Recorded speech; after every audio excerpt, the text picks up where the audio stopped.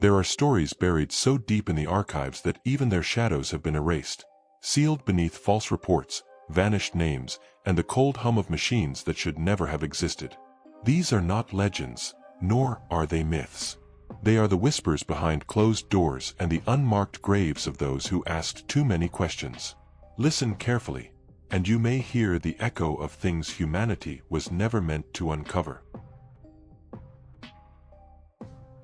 On the night of April 17, 1945, at 22:43 hours, an Allied signals team operating out of the British 8th Corps listening post in Liège intercepted an unusually garbled Enigma transmission. The ciphered text, once partially decrypted by Hut 6 at Bletchley Park, referenced Unternehmen Valkyrie Schwarz, Valkyrie Black, and an Object 27, scheduled for immediate lockdown.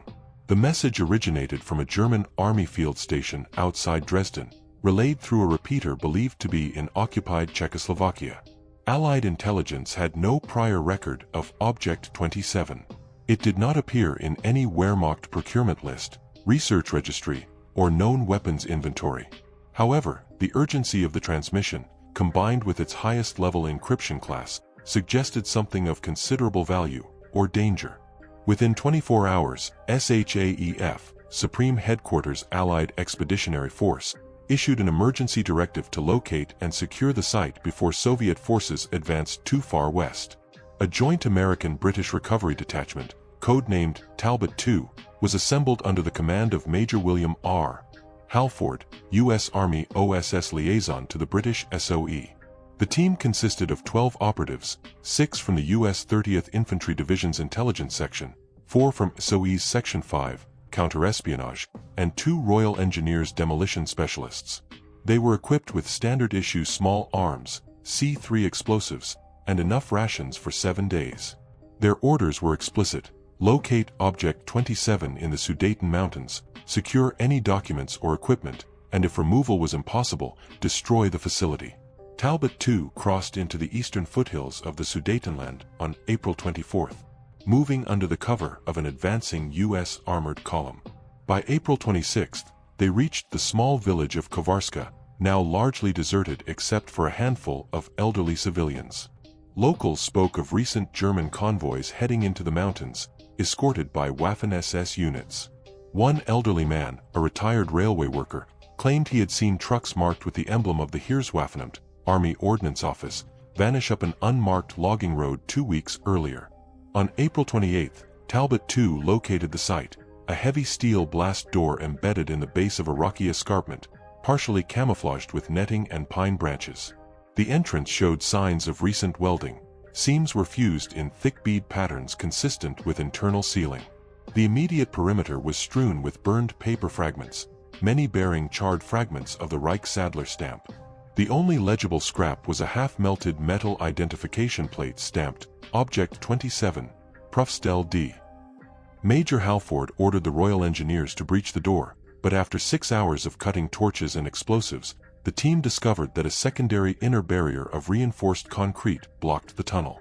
The decision was made to set demolition charges. At 3:12 hours on April 29, the charges detonated and revealed only a collapsed interior shaft leading into solid rubble. The air smelled faintly of chemical accelerants, as though the interior had been deliberately burned or sabotaged before sealing. Halford's report, filed to OSS London on May 2, noted a troubling discovery: evidence of prior excavation. In the debris just inside the barrier, they found cigarette butts of a brand manufactured in New York, a torn khaki sleeve patch consistent with U.S. Army uniforms, and a crumpled, mud-stained ration wrapper labeled Field Ration C, with a lot code corresponding to shipments sent to Patton's Third Army. Yet no Allied unit was known to have operated in this area before Talbot II. Talbot II withdrew on May 3 as Soviet vanguards moved within 10 kilometers. Halford's final communication from Kovarska recorded a Soviet radio chatter intercept, a Red Army engineering unit referring to the same location as Z-27, and reporting it as already cleared. What they meant by cleared was never determined. For decades, Object 27 remained a rumor in post-war intelligence circles. Officially, SHAEF records list the operation as unproductive and the site as non-strategic. In 1972, a retired SOE cryptanalyst named Harold McCullen leaked a classified annex to the BBC's investigative unit. The annex contained a single page, a requisition form dated February 3, 1945, from the Reich Ministry of Armaments, requesting the urgent transfer of prismatic assemblies to Object 27 under seal, with delivery supervised by SS Obergruppenführer Hans Kammler, the man notorious for overseeing the V weapons program. Further research in the British National Archives, declassified in 1999, revealed an MI6 memorandum from 1964 summarizing a Valkyrie black debrief. The document, heavily redacted, mentioned that an unidentified third party had accessed the site weeks before Talbot 2 arrived, removing all primary material. The report's classification level was listed as cosmic top secret, typically reserved for NATO's most sensitive intelligence. When Halford was interviewed in 1981 by a private historian, he broke from his usual reticence. "We weren't the first ones there," he said. "And I don't think the Soviets were, either. Someone knew exactly what was in that bunker, and they got it out before anyone could lay claim. The welding, that wasn't for security. That was to make sure no one went back in." The location of Object 27 today is overgrown and unmarked. Satellite imagery shows little more than a moss-covered rock face where the steel doors once stood. No surviving members of Talbot 2 are alive to provide testimony. Of the files that once documented Valkyrie Black, only fragments remain, but one entry from an MI6 registry of missing wartime artifacts contains a final note beside the Object 27 designation: recovered, status unresolved, custody unknown. The early months of 1952 saw Tokyo still under Allied occupation, its shattered districts slowly rebuilding under American oversight. In a quiet wing of the U.S. Army Signal Corps Station at the Daiichi Building, two cryptographers, Lieutenant Harold Pierce and Specialist Raymond Dwyer, were assigned to sift through irregular radio traffic from former Imperial Japanese military channels. Most of it was routine chatter or encrypted supply codes long obsolete. But in March, they intercepted a transmission in a cipher neither had seen before, short bursts of numbers followed by the word Obake.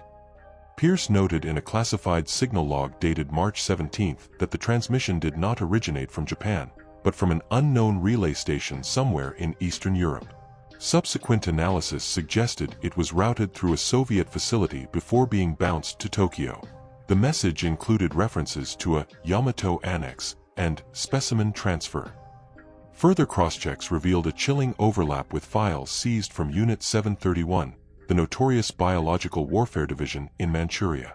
Unit 731 had supposedly been disbanded after Japan's surrender, but rumors persisted that its officers were granted immunity in exchange for handing their research to U.S. intelligence. When Pierce and Dwyer submitted their findings, their report was quietly escalated to Army G2 intelligence.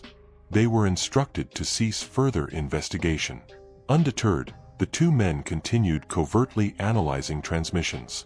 The cipher pointed toward a clandestine figure named Colonel Yasuhiko Nakajima, an imperial officer thought to have died in 1945. Records from U.S. occupation authorities listed him as presumed dead during the Soviet invasion of Manchuria. Yet hotel records in Tokyo revealed someone using Nakajima's alias had checked into a discreet ryokan near Akasaka under protection of unidentified men in civilian suits. Pierce wrote in his personal log, later recovered by his sister after his disappearance, "There's something alive from 731. Not just data, someone or something being moved." The phrase Obake translated loosely to ghost or apparition. Pierce believed it was a code name for a preserved biological entity, or a weapon. On April 9, 1952, both cryptographers were abruptly reassigned. Pierce was sent to an army hospital in Yokohama for psychiatric evaluation. Dwyer disappeared entirely from personnel rosters. The official army memo regarding the reassignments cited extreme fatigue and delusional fixation on hostile intelligence. Meanwhile, the Signal Corps Security Office issued an internal directive ordering all intercepted Obake communications to be forwarded directly to a newly formed unit, the Technical Intelligence Committee, TIC, a joint U.S.-Japanese group with no public mandate. A week later, the Tokyo Metropolitan Police received an anonymous tip about an abandoned warehouse in Shinagawa. Inside, they found several large steel drums marked in kanji with the words, "experimental tissue." Before any forensic analysis could begin, U.S. military police sealed off the area, citing a potential radiological hazard.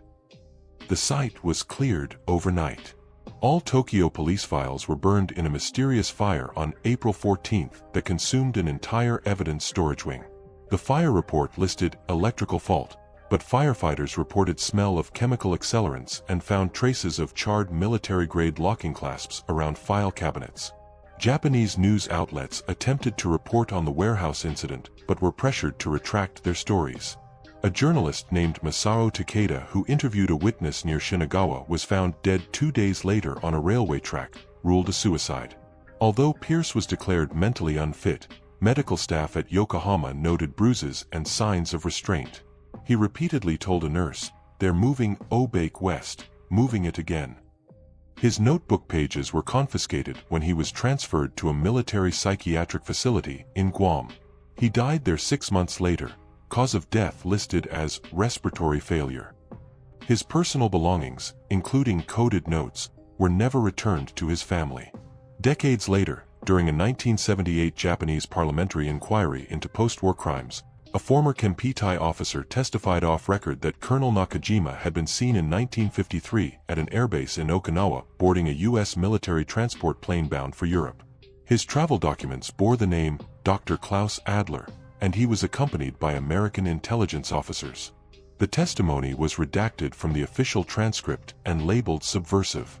In 1992, declassified CIA files revealed a project called Obake 7. A continuation of a wartime bio-weapons effort involving both former Japanese and German scientists. The files mention an underground facility in the Swiss Alps, referred to as Site Erebos, where efforts were made to study persistent biological samples exhibiting accelerated mutagenic potential.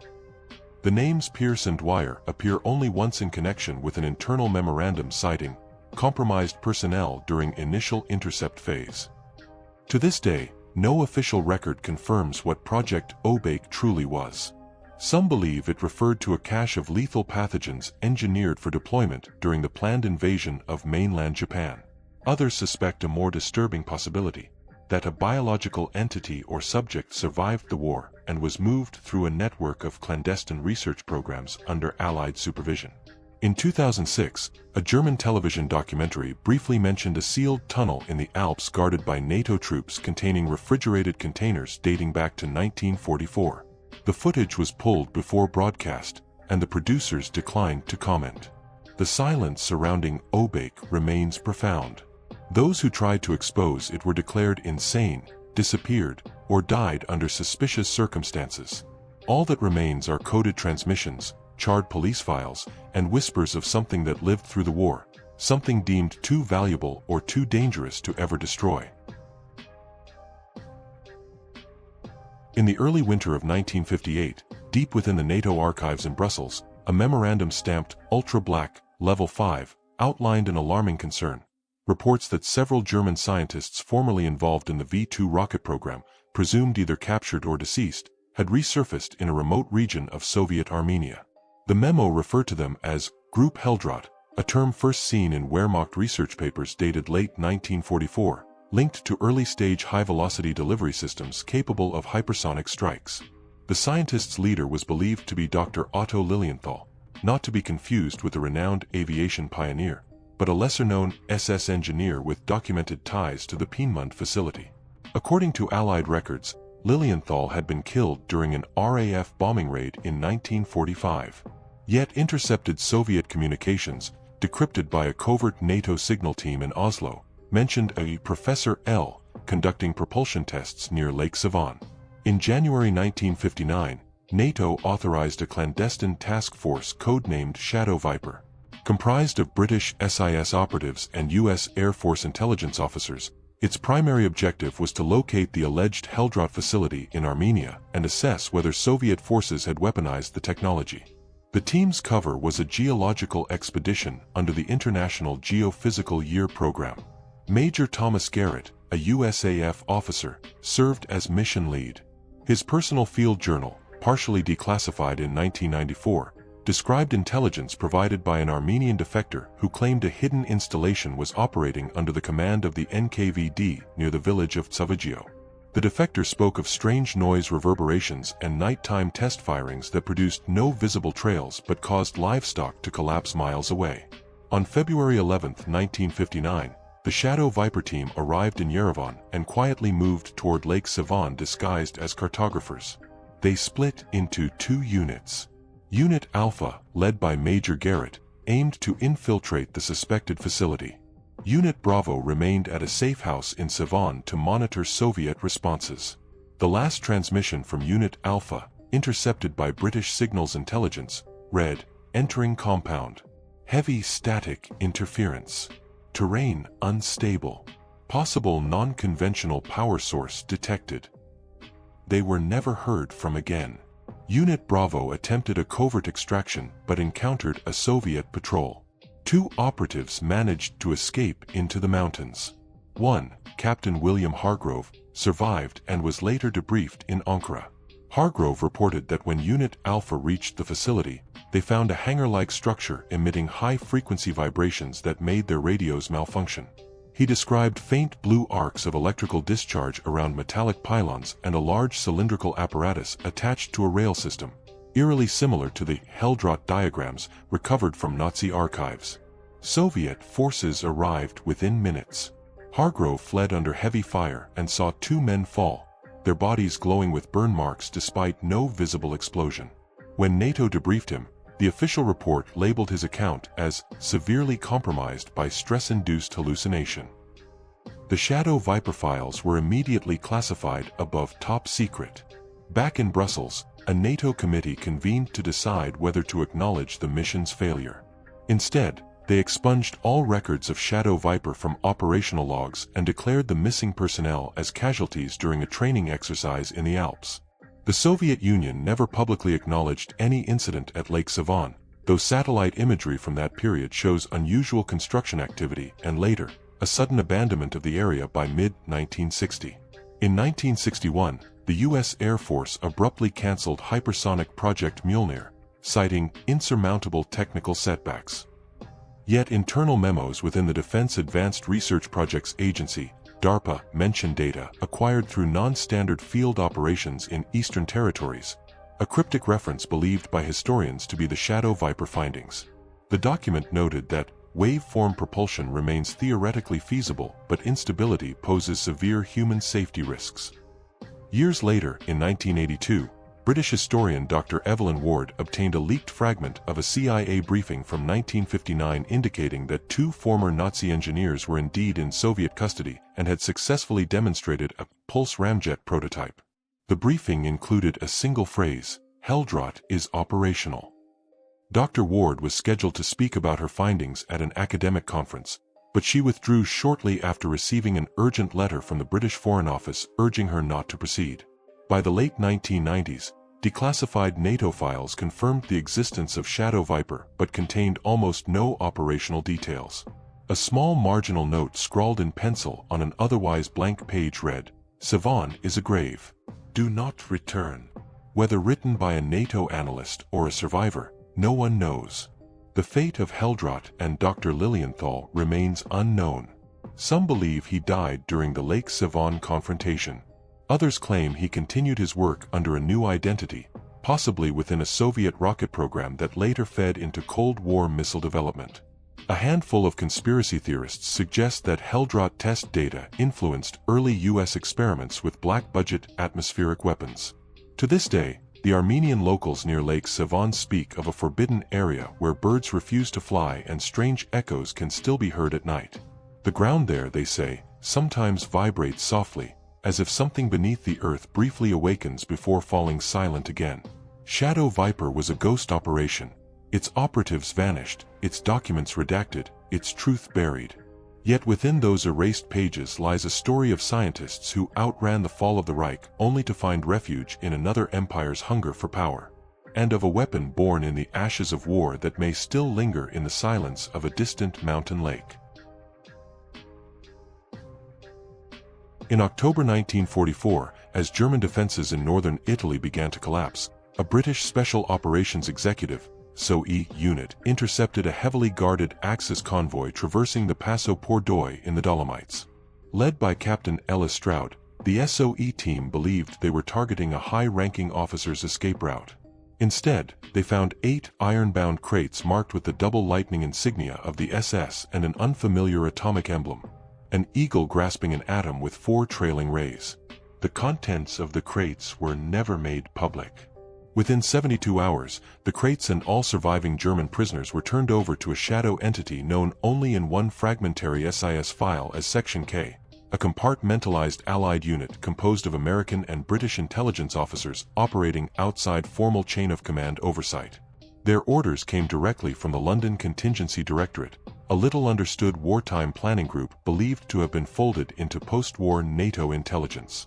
The crates were moved under cover of darkness to a secluded mountain fortress once used by Austro-Hungarian forces in World War I. The site, named Forte Tre Sassi, had long since been abandoned, but its tunnels and storage rooms offered ideal concealment.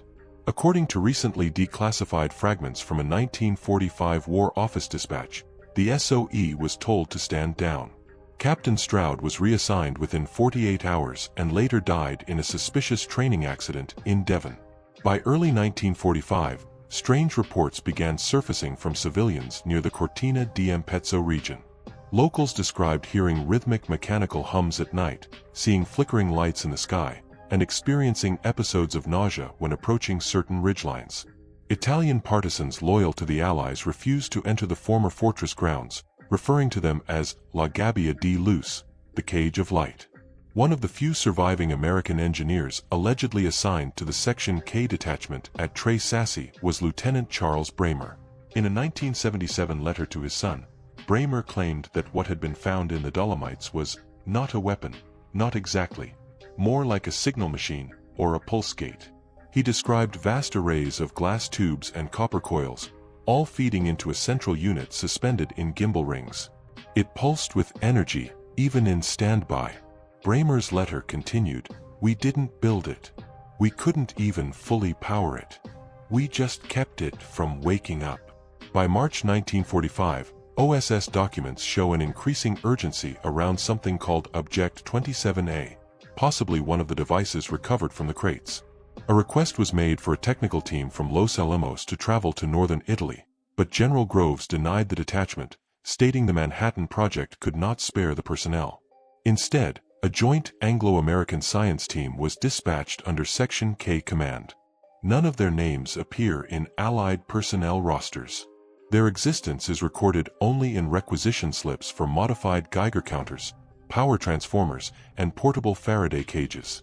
Following the German surrender in May 1945, all Section K operations in Italy were sealed under Order 71 Sigma. Italian authorities were not informed. The fortress was collapsed with explosive charges, and a formal denial was issued claiming the site had been destroyed by retreating German forces.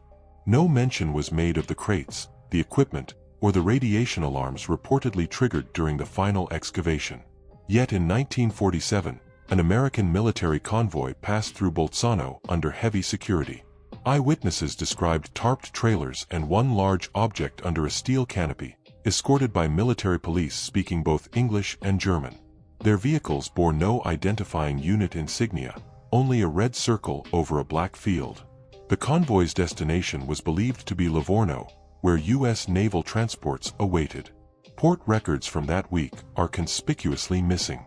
Years later, in 1951, MI6 internal memos referenced Die Glock, the bell, a rumored Nazi physics experiment allegedly housed in Lower Silesia. The descriptions bear a haunting resemblance to the schematics Bramer sketched in his letter, a bell-shaped apparatus generating high-frequency electromagnetic fields. The connection was never publicly acknowledged, but several internal intelligence memos draw parallels between the Glock and Object 27A. Whether they were the same device or parts of a broader series remains unknown. In 1963, a CIA field officer known only as PMC filed a briefing noting the discovery of radiological anomalies and residual polarization fields in a remote cave system near the original Tre Sassi site. The cave had been sealed since 1945. No official expedition was approved to re-enter. Locals have long since turned Forte Tre Sassi into a war museum. Visitors occasionally report their compasses behaving erratically near the foundations. In 2009, a team of amateur Italian historians using ground-penetrating radar discovered a sealed subchamber beneath the fortress. The Italian military cordoned off the area within 24 hours, citing an unexploded ordnance risk. The museum staff were instructed not to speak to journalists. The story of Section K remains officially denied. Its personnel files have either been lost or never existed. The Ministry of Defense refuses to confirm its operations, and U.S. archival requests are consistently returned with no responsive documents found. Yet the fact remains, something was taken from the Dolomites in the last days of World War II. Something not fully understood, not fully controllable, and never meant to be found again. Historians continue to dig through the ash of forgotten conflicts, chasing fragments in obscure footnotes and censored reports. All paths lead to the same conclusion. Section K didn't just retrieve Nazi technology, they inherited a mystery so complex, it was buried twice. First under the rubble of a fortress, then beneath decades of redacted truth. In late February 1945, while the Eastern Front crumbled under the Soviet advance, a classified Red Army engineering detachment discovered a network of underground bunkers buried beneath the dense forests near Pripyat, in what is now northern Ukraine. The installation contained both Soviet and German machinery, operating together under a joint directive stamped Protocol Seraphim. The stamp bore both the hammer and sickle and the imperial eagle, with the phrase Gemeinschaftsanlage, communal installation. Soviet files recovered decades later reveal that the site had been established secretly in 1943 after a clandestine armistice between select elements of the Wehrmacht and the NKVD. The goal: development of a device referred to in surviving logs as electroshock Feldapparat, capable of producing electromagnetic pulses over large geographical areas, designed to cripple all radio communication and possibly disrupt nervous system function. The records included blueprints with mathematical formulas scrawled in both German and Cyrillic script. Officially, the Red Army ordered a full shutdown of the facility in April 1945. But eyewitness testimony from a junior Soviet signals officer named Mikhail Rudin, later exiled to Kazakhstan for insubordination, suggests Protocol Seraphim continued under a new name long after the war ended. Rudin recalled being ordered to escort two mysterious German scientists from the site in June 1945. He heard their NKVD handlers refer to them as the architects of the field. By 1946, local peasants reported livestock dying without visible wounds. Hunters complained of sudden ringing in their ears and blood from their noses after walking through certain clearings. Children spoke of a humming beneath the ground that made their bones shake. The area was discreetly quarantined by Soviet authorities, who labeled it a contaminated shelling zone. A KGB memo from 1957, declassified after the fall of the Soviet Union, admitted that experiments at Seraphim had led to uncontrolled resonance phenomena, and that several tests had to be halted after personnel suffered neurological breakdowns. The memo concluded, deployment in a tactical theater not recommended at this stage, but theoretical potential warrants continued investigation under Project Crom. Crom, meaning the temple, was believed to be a covert successor program based deep within the Ural Mountains. In 1960, American CIA surveillance detected unusual electromagnetic patterns over the Pripyat region. A CIA analyst flagged the readings as potentially linked to Soviet radar jamming trials. A covert proposal to insert a reconnaissance team to confirm the existence of Seraphim was drafted but cancelled due to the risk of escalating tensions after the U-2 incident. The Pripyat site remains shrouded in secrecy. The Chernobyl disaster in 1986 reignited interest among Western intelligence agencies. Some theorized that hidden Seraphim infrastructure beneath the forest had contributed to unexplained power fluctuations before the meltdown. A confidential report by the British SIS, dated September 1986, mentioned that unusual subterranean electromagnetic anomalies were detected near the old bunker location, confirmed by satellite ground-penetrating sensors. The report warned, Possible residual devices in operational condition. High priority retrieval recommended. The area was cordoned off by Soviet troops, ostensibly due to radiation. But within weeks, a special Soviet Spetsnaz unit known for handling high-contamination environments was seen transporting large cylindrical objects from a sublevel beneath the forest floor. These objects were loaded into lead-lined containers and moved in unmarked trucks toward an undisclosed location. Western analysts noted the convoy's path matched a known route to a classified facility near Obninsk. Eyewitnesses, namely evacuated villagers, later reported that soldiers removing equipment from the forest wore unusual helmets resembling early Faraday cages. One villager swore she saw a box humming so intensely it made her teeth vibrate. Files uncovered in the early 1990s indicate that after the Soviet collapse, Russian intelligence attempted to resume aspects of Protocol Seraphim under the guise of civilian ionospheric studies. The research was quietly funded through shadow budgets linked to former defense industry cartels. References to the field, and to legacy devices beyond unsanctioned zones, appear repeatedly in correspondence between former KGB and GRU officials. In 2004, a retired NATO signals technician claimed that during a joint exercise near Belarus, his team intercepted a pulse-like disturbance that temporarily disabled communication equipment along a 30-mile radius. He described a low-frequency hum, like a distant engine, followed by total radio blackout for several minutes. His NATO superiors dismissed the incident as atmospheric interference, but privately, he was warned never to mention Seraphim outside secure channels. Today, the Pripyat forests remain restricted. Officially, they are part of the Chernobyl exclusion zone, a contaminated wasteland. But researchers conducting covert environmental surveys have reported bizarre electromagnetic readings and found scorched animal carcasses with no sign of external trauma.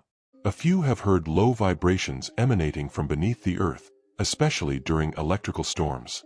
What began as a secret wartime collaboration between enemies evolved into a post-war shadow project buried beneath decades of geopolitical distrust. Protocol Seraphim was never decommissioned, only renamed, repackaged, and hidden behind layers of classified bureaucracy. Both Allied and Soviet successor agencies appear to have inherited fragments of its technology. Whether it remains active or lies dormant like a sleeping giant is unknown. But in the silence beneath Pripyat, something man-made still hums, waiting for the right frequency to awaken. Long after the battles ended and the flags were lowered, something remained, hidden in vaults, locked under mountains, drifting through classified corridors in a silence more terrifying than war itself. The truth did not die with the soldiers or the scientists who vanished. It simply changed its name and kept breathing in the dark. And somewhere out there, the pulse of those forbidden experiments is still waiting for someone, anyone, to look too closely.